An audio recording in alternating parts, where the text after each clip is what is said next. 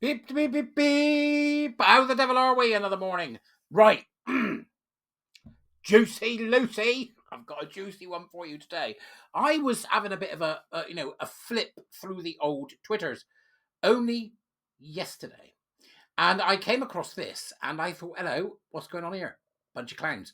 So I thought, better have a look at it. Better have a bit of a dig, see what we can find. But also, I was quite astonished at what was going on at the so-called LGBTQIA Inclusion in Medical Education 2024, Lima Conference 24, run by this group called Lima, LGBTQ Plus Inclusive Medical Education Alliance, right? So I thought, hang on, new player on the block. So I set it out. Here, what's going on with this lot? So let's go through it. Let's have a see who they are. Oh, subscribe to the usual. Let's have a see who they are, right? Subscribe. Let's see who they are. This is surreal, right? This is surreal. So this was a conference that took place on the 14th of December, only a few days ago. And you can see here from the tweets, our conference has begun. Follow along for updates and information on talks throughout the day. Hashtag Lima Conference 24. Weird, right? Weird. Gets weirder, by the way. We can scroll down from that, and then you can see Lima LGBTQ Inclusive Medical Education Alliance. First up is a talk from Alex Matheson at the LGBT Foundation, talking about the work the foundation does. And you can see on the image there, LGBTQ inclusion and affirmation at the University of Manchester. Why are the University of Manchester in bed with these clowns? That's a question I'd like answered. Right? That's a question I'd like answered. And then they continue. LGBTQ plus people face multiple barriers to accessing healthcare. No, they don't. Gay people, it's got nothing to do with gay people. So they're doing the LGBTQ, they're doing the forced teaming thing. Multiple barriers to accessing healthcare. For example, one study found 11% of queer women have been turned away by a healthcare professional when attending a smear test. That's a lie. Right? I'm calling that out. Women, tell me whether you think that's a lie. What's a queer woman, for a start? I wonder. Do you know, I've been in this fight years, and I can't possibly think what a queer woman might be.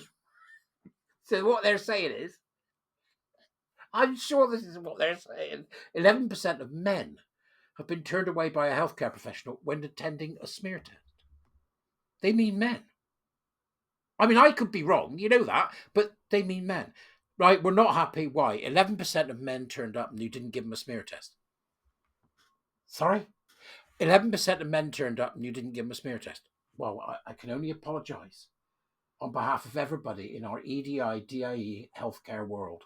If you get these men to contact me, I'll give them a smear test directly. Hang on, I'm just going to get me shovel. What? Really? Is that what they mean? You tell me. Since 2020, the LGBT Foundation has collaborated with University of Manchester Faculty of Medicine on teaching training to faculty and medical students covering topics like pronouns, trans health, and affirmation. This is ground zero, folks, I'm telling you now. It's ground zero. If they're doing it with Manchester University, they're doing it elsewhere. They have designed resources for medical students to practice things like sensitive communication skills and consultation skills with simulated patients from LGBTQ plus community. Do they mean simulated patients? I don't. It's just surreal. So what you're dealing with here is a trans woman who's come for a smear test. So you're going to go through the process. We're going to cover all shades of the speculum. What I want you to do is, it doesn't have a vaginal canal. What I want you to do is just put in stirrups. You right? Must affirm. You going to affirm? What happens if I don't? I have your P45 right here. I'll affirm. Sensitive communication.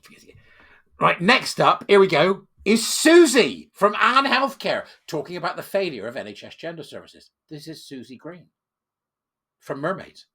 This is Susie Green talking on December the 14th at a Manchester University event with these Lima people. Susie Green, there she is. That's our Susie. Swine. What trans healthcare should look like comes next, according to WPATH. It's like nothing's happened. This is what's going to go on. This is what's going to continue going on. Now, the thread's great. As soon as I reposted it and went, here, who are these clowns? I was blocked within 30 seconds. I think this is one or two people running this, but you can tell me whether you do as well. I think it's just a few people who are clowns. That's what I thought. Right, so from your perspective, go and have a look at the tweets and go and have a look at the hidden comments. They're glorious. They've turned off comments since so nobody can comment. But you're getting an idea of what this is about, right? NHS England does not fully embrace the informed consent model. There are so many hoops patients have to jump through to get care. So this has got nothing to do with lesbian or gay people at all. This is all about mentally ill men and women. Right? So who are they? I thought, well, who are these people? Lima, who would bring in Susie Green and turn up as if nothing's happened since 2016. It's utterly insane. But yet there they are, at the heart of the medical establishment in Manchester. Manchester University's got some answering to do. To what the hell they've got these lunatics in for. Anne. That's a private provider encouraging children to take hormones and bloody puberty blockers. What is that? Let's go and have a look. Here we are, Lima. Now, the strange thing about this is, this site, look at it, this site was designed with the Wix website builder. Create your website today. Now, my website's a shitty website, but this is just weird. They're having a conference, and it's just this strange Wix website. It's just peculiar. And then you can see the scrolling leftism of doom. There they go. Look. Yeah, hello. We're all Fruit Loops and we're all nuts. Yeah, it sort of scrolls left and right. And they've got an executive committee here with Dr. Alexander Flack, junior doctor. F2. I was hoping that if you press F2, it deleted them. It doesn't. Dr. Poppy Welsh, Dr. William Ballard, Alice Barber, medical student. So you've got a bunch of junior doctors and students talking about how we can make sure that more children are damaged. That's what it is, right?